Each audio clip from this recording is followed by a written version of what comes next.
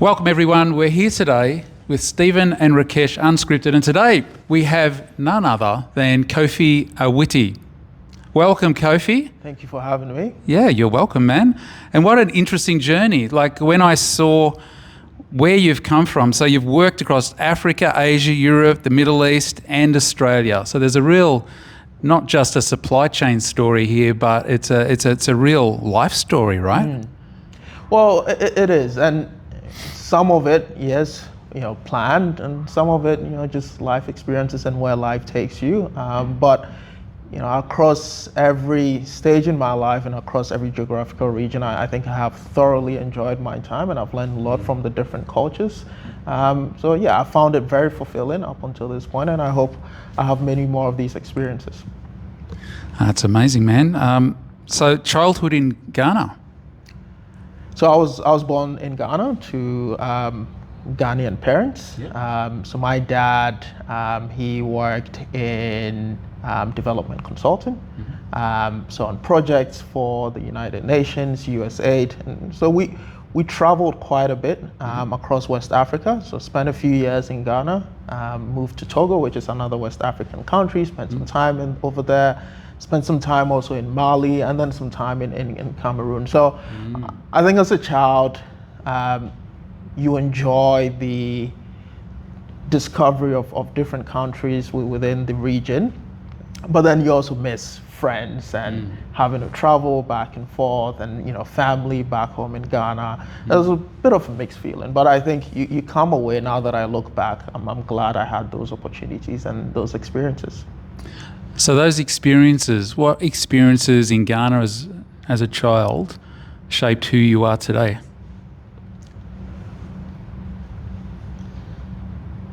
So many to think about. Well, shaped who I am today. That's Let's compare it. If you were born in Australia, had a childhood in Australia, compared to having a childhood in Ghana, and we've got the man here today, how did that shape you? So I would say I was in a very unique position where I came from what is considered a middle class, upper middle class family in Ghana. But then I had family who did not have access to the level of education that I had access to. But these were people, cousins that were really close to me, and cousins that I absolutely enjoyed playing with. So I think from a young age, I could see sort of the two worlds, and just being able to live in both worlds, adapt and live in both worlds. But I think what that does to you is just a natural urge to want to support and bring people who may not have the same experiences that you have, and sort of expose them to some of the things. Growing up as a child, just to give you an example, I think one of the things I enjoy the most, travel with family. You come back and you bring something to your cousins, nephews, nieces who did not have a chance to travel, and the joy that brings them alone, for me, it always, like, this is nice. This is just a genuinely good feeling to see the smile on people's faces, people you love, and to be able to give them something that ordinarily they may not be able to get. So I think it's made me who I am today. I think there's some people who may have been brought up in Australia, they may not see, people, friends that may be living on $2 a day. We're in a bubble here. Yeah. Does that change you at all, seeing both sides in Ghana? I think it does. I also think it gives you some perspective, and it also keeps you grounded, or at least in my case, it keeps me a bit grounded. I think once you've lived that and you've seen that, the challenges in different parts of the world, and you experience what's going on, you understand a bit more why things turn out the way they turn out. And I have been a big proponent of not everything is, you can't achieve everything just by working hard. I think your environment matters, and it matters a lot. I think your support systems matter a lot. I think, access to the things that make you who you are today matter a lot. And so, to me, is if the same person, myself, if I'd grown up in different environment, different circumstances, I probably wouldn't be who I am today. So I think all of these things shape you, and you become the totality of all the experiences you've had in life over time, and it helps you look back and appreciate things a bit more. No, I can definitely relate to a lot of what you're saying, because obviously I lived in India for 20 years, and the feeling of taking things back, even now, like there's some random stuff I take from here, and then cousins or family, extended family, they don't have access to it. It is a whole different world, and the joy actually giving them and just seeing in their face is definitely something very different. You just have to feel it yourself. So. And the other thing that you touched about is that the environment you grow up in and everything really matters a lot. And as much as I see people talking a lot about passion and everything, like even Bill Gates and Steve Jobs and even Elon Musk and everything, they actually had a lot of access to certain things growing up in life that led them to, like, apparently Bill Gates was one of the 30 students in US back then, was actually in the right place at that time while studying uni. That uni had a computer, and Bill Gates had actually access to the computer. Like, apparently it's like a massive room of computer, whatever, but still being one of 30 kids in the whole world at that point of time, actually having access to a computer, for them to see, oh yeah, this can change people's lives. Like, yeah. Accessibility is definitely important, and I'm sure you'll develop a lot of love, passion. Like in India, like there's a lot of street kids turn into superstars in cricket, just because they were actually seeing in the environment there's people playing cricket. No one turned into a soccer player because it wasn't the environment they're growing up in. Yeah. There's a lot of passion, but still they were able to see things through. So yeah, back to your question, your journey, I mean. When you walked in here, you said, oh, I absolutely love my job. Okay, so again, there's only a few people use the word love rather than I like my job, or it's okay and everything. So I was like, oh, that's interesting. I thought I was going to raise this question. But then I admire your job. Anyone in health industry, like anyone's dealing with health, I really admire them, because I was referring before to the Marco, the CEO of Gucci, or maybe the ex-CEO, Marco Bizzarri. He was mentioning about there's two professions. There's one's life-saving, there's life-enhancing.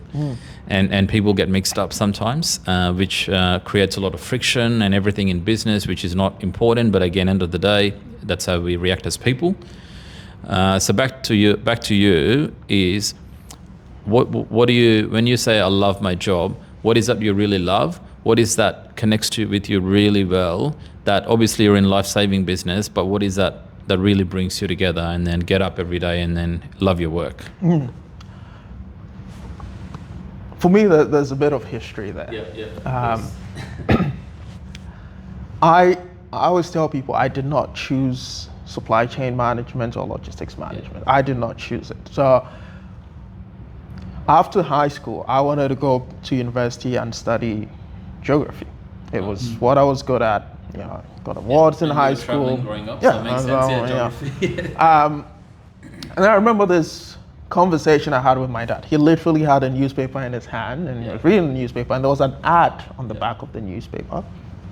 And my alma mater is going to get a plug here. The ad was from Regional Maritime University, which is in Ghana. And they had this program in logistics management. And my dad looked at the ad, he did a bit of research, and he said to me, why don't you consider logistics management? So I'm like, I've been hearing a lot on the news. It seems that this is a good sector to be in, your future, it's a great place, great industry to work in, whatnot. Now, growing up, I wanted to be like my dad. For a very long time, I truly admire the man growing up, and so for me, his word was, if my dad thinks it's great, then it must be great. Like, all right, logistics management. No choice. So I went in and I was like, I'm going to go to university and study logistics management. Studied logistics management, spent some time in China, and then went back to China after a while, studied international trade, and then made my way to France, studied supply chain management. My first job after my master's in supply chain management, was in the oil and gas industry with Schlumberger. Yeah. And I was based out of Dubai.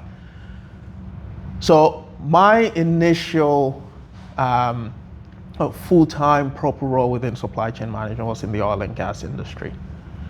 I made the change from that to the health sector at the very height of COVID-19.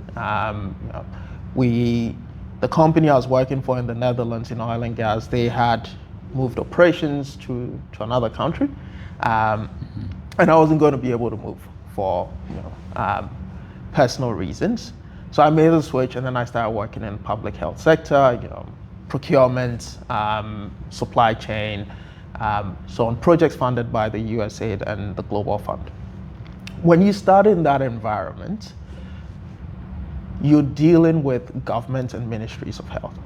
So imagine my excitement when I started, and they said to me, one of our top performers who managed the account of the Ministry of Health of Ghana has recently left the business, and we think you should do it.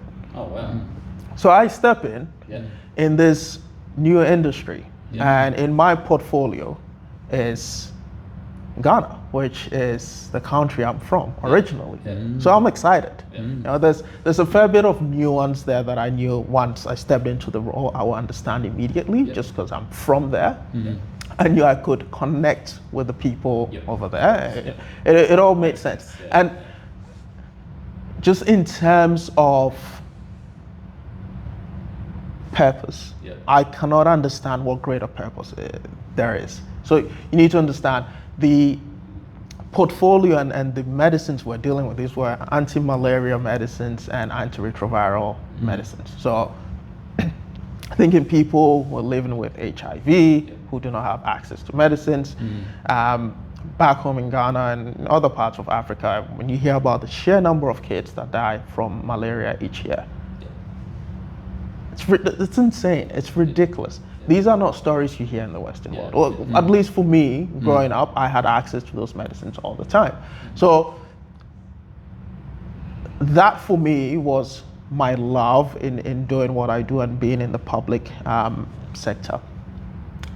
But beyond that, at the time, back in 2011, so this was the year I went to university, my family had come to visit me in Ghana, and my mom would come, well, my stepmom had come to visit, and at the time she was quite sick, and we didn't know what was wrong with her.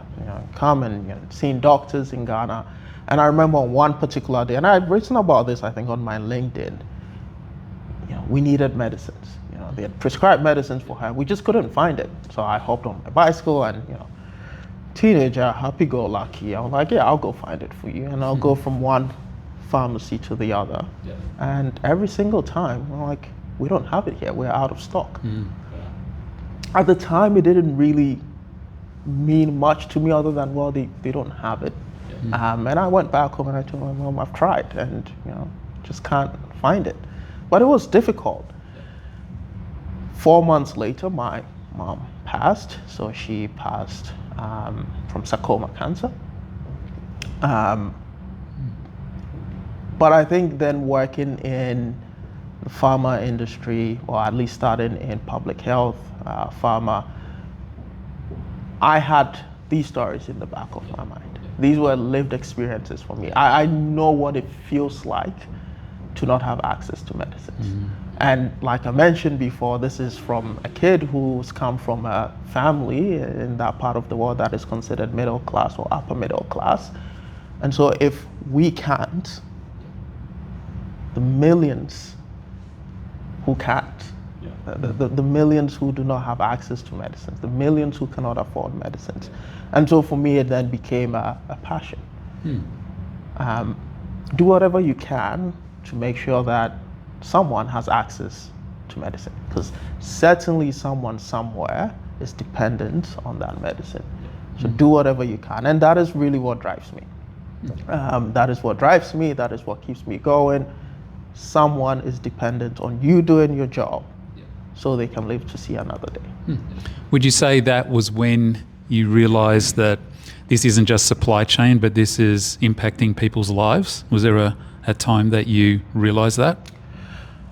I think, again, when that happened with my mom, at the time I hadn't started university yet, so I didn't know much about supply chain, so I hadn't made the link yet. But once I started working in the space, I think it started to hit me a bit more. And I appreciated a bit more what people within the space do. And certainly for me, I think it just brought a certain level of passion to the job. Sometimes, the passion didn't show itself in a way that I'm most proud of, but it's only because I understood what that meant for the person or for the final consumer. I understood if we miss this deadline, I know what that means for someone somewhere in some remote country or in some remote place who's dependent on this medicine. Wow, yeah, that's definitely links and explains why you love what you do. So that's great. Coming back to your professional journey as well, how do you see the role you play in the leadership, whether you're managing teams or you're working with a lot of different stakeholders, and obviously there has been so many disruptions, one thing after the other, and then it's just been a bit of a continuous thing. What's your take around whether we call it continuous improvement or whether we call it de-risking or having some contingency plans to deal with some adverse effects, whether that could be proactive or reactive, but again, reactive will cause a lot of chaos and challenges and pressure to the team. So how do you deal with that, especially in you're in medical? So, yeah. So my manager, whom I've learned a ton from, amazing person. He is big on getting the little things right. So just the fundamentals. Get your fundamentals right. Foundations have to be set in stone. You need to get them right. And so I think continuous improvement is great. It's good. Don't get me wrong. But I've always felt if your foundation is not strong, if it's rocky, if you don't have the right fundamentals, you can forget about continuous improvement. Or make strengthening your foundations on your fundamentals your continuous improvement.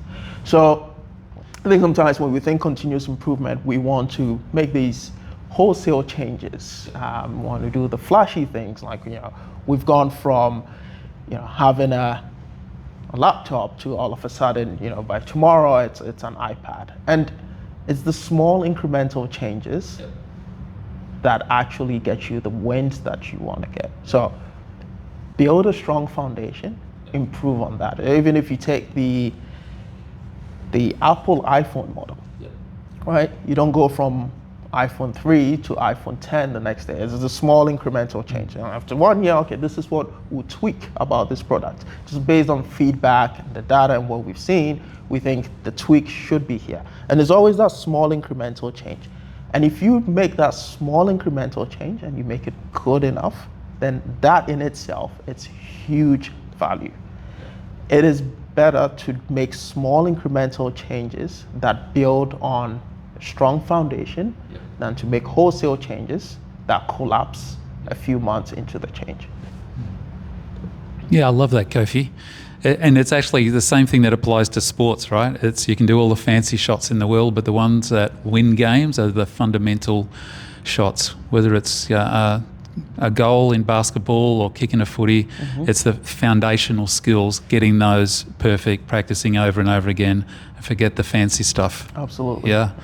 So tell me, a leadership lesson that you've learned that an MBA wouldn't teach you, that you've learned over your career.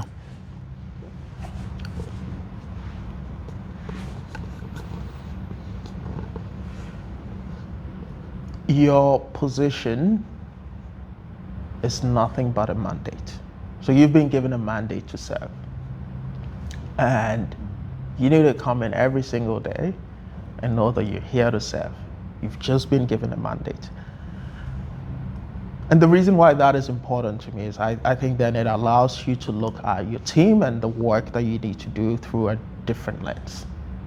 You're not, once you've got that, you're not thinking of work as, I just need to come in and tell people what I think my ideas are and expect people to just go along with it.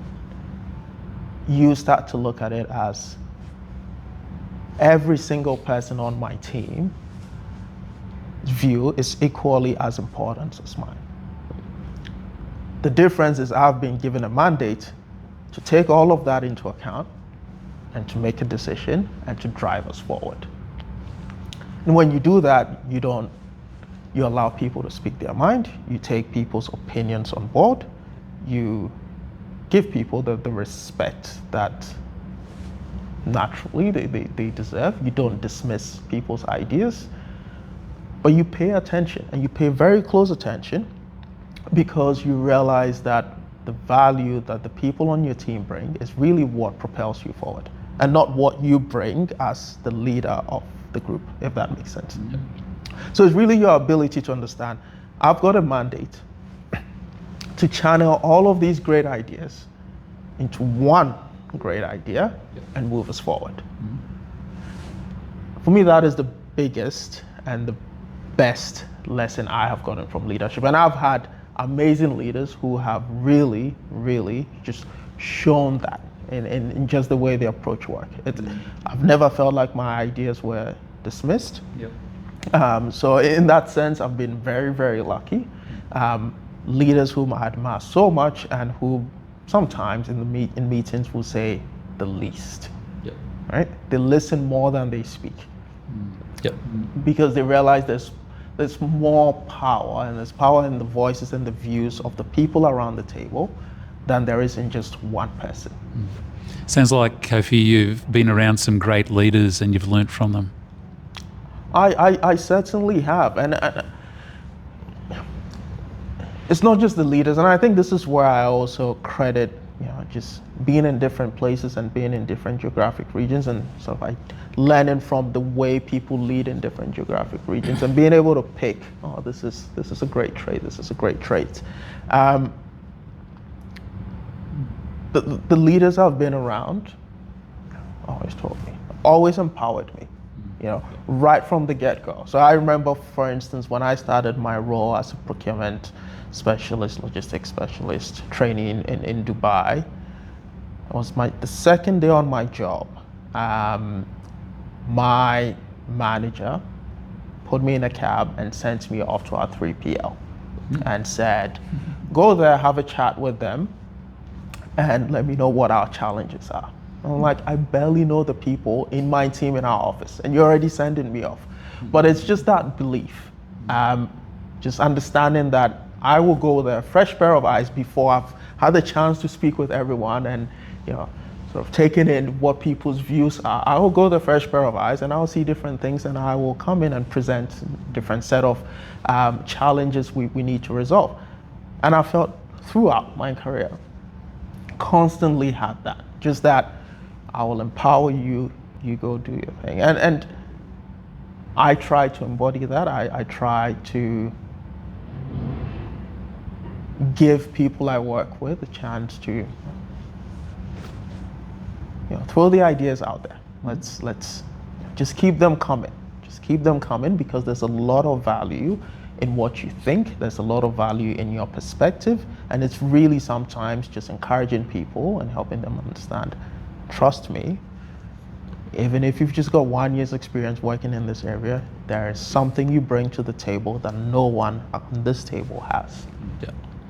No, it's the magical word empower, and it's definitely lucky to be part of some good leaders, because I see some people, unfortunately, they don't have an opportunity. So unless you see it, you don't know what you don't know.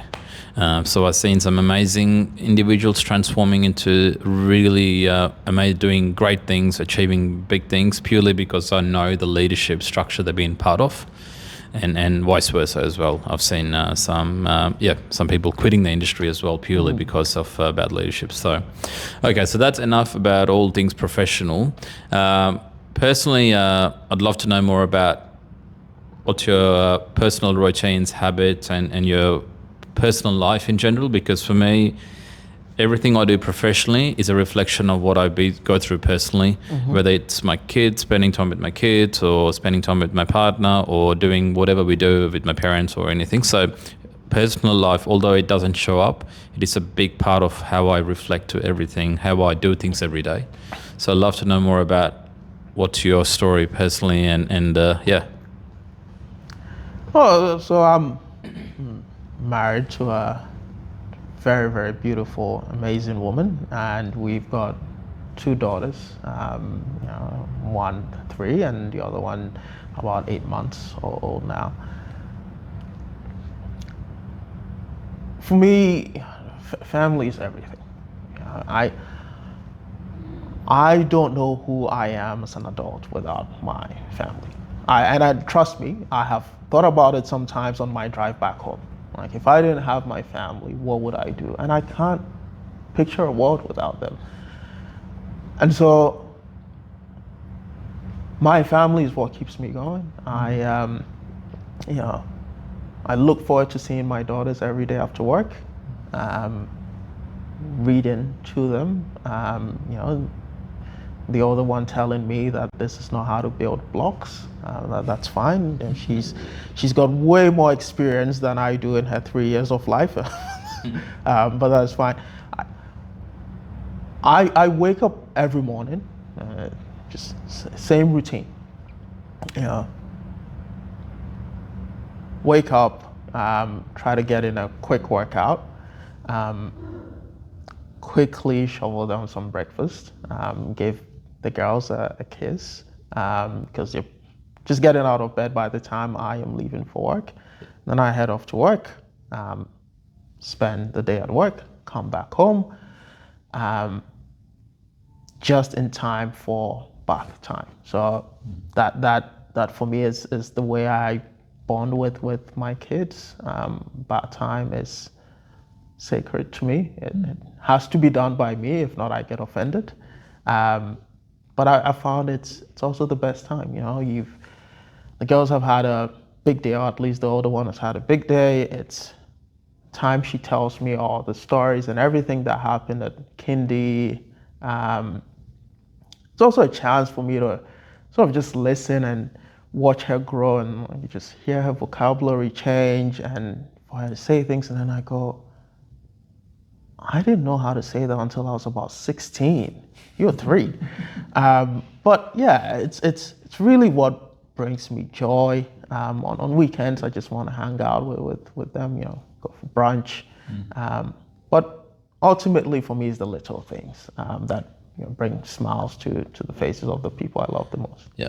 It's all the little things, whether professionally, it's all the little changes, or family-wise, it's the little things that matters the most. Yeah, no, definitely. Any final closing comments or thoughts, or to the industry, or given your work, any final insights? So 2 things. The first one being, one, I truly admire the work that you do. I am here today because some people believed in me, and they backed me no matter what. They allowed me to make mistakes. They allowed me to go through the growing phase, and they still do. And what people sometimes don't see on that, when they see you and for instance, talking on a podcast like this, is sometimes I feel people see the finished product. In my case, not so finished product. But what they don't see is all the other people who've poured into you. Mentors, managers, colleagues, students, every single person who has poured into you. And I feel sometimes people don't see that. What I'm trying to do, and I hope people listening also take this on board, as much as you can, pour into someone. It doesn't have to be anything extraordinary. Just pour into someone. That's good. You know, someone applies for a job, they didn't get it, you think the person has potential. When you give them a ring to tell them you were not successful, just tell them, but I do think that you've got amazing talent. I do think that you're going to do amazing things in the next couple of years. Encourage them. Because at the end of the day, I think it's the least we can do. Pour into people. So this is the first one for me.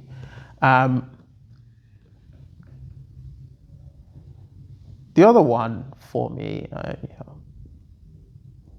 anyone who's listening, is in whatever you do it with a sense of pride. Take joy in doing what you're doing. It makes it feel less like work and more like this is a passion, and so I'm going to give it my all. You never know what is around the corner. You absolutely never know what is around the corner. And sometimes your biggest break comes from the smallest act that you did for someone, for an event, or for something. No, good. Kofi, you thought it's over, but it's not over. It's quick fire question time now. All right. Now, quick fire questions, that means you can't think too long on them. It's just what pops into your mind. All right. And just one, maximum 2 sentences. All right? Let's do it. Try my best. What's one habit that you refuse to compromise on? Working out. Coffee, tea, or neither? I'm a tea person. Tea person? Through and through. Yes. Surprising. Coffee drinking tea. Yeah. What's a book that changed the way you think?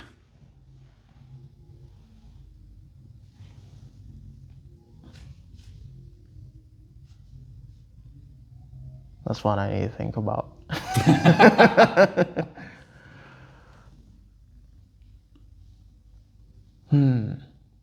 We'll pause that one.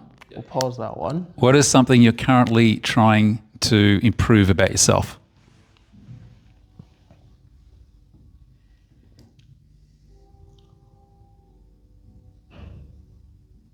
Small actions every single day. Doesn't have to be big. I like to go big swings, trying to learn to do small things, bite-sized things, making sure that I stay consistent. How do you switch off at work after work? Podcasts, music, mostly music. Mostly music on the drive Once home. you get home, And then my girls once I get home. Even if I've had the craziest day, it's just something they say, oh dude, you just instantly forget all your troubles in life. But I digress. What is one thing that we would be surprised of about you?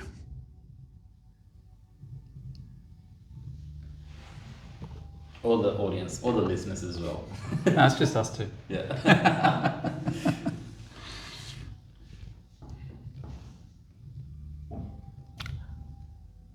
Well, what you see is really what you get. You surprised me about the tea. I was for sure you'd be a coffee person. But. I love Sri Lankan food. Oh. Absolutely love Sri Lankan Very food. specific Sri Lankan food. Well, Okay. my wife is of Sri Lankan origin, so maybe that has Okay. something to do with it. But boy, oh boy, ooh. We haven't told you yet, but we're going Indian after this, so Oh. that's very close. Oh, look at that. Yeah. Well, so you would have been to I think it's the Elephant Gate restaurant in Glen Waverley? Yes. Yes, I went there 2 weeks ago, and oh my goodness, the Is it the food was Sri Lankan amazing. or- Sri Lankan, yeah. Yeah. Yep. Kofi, thank you so much. Thank you very much. Appreciate for having you me. joining Thank us you. and sharing the wisdom. Yeah, Anytime. thank you. Thanks for Thanks having for me. joining us. Yeah.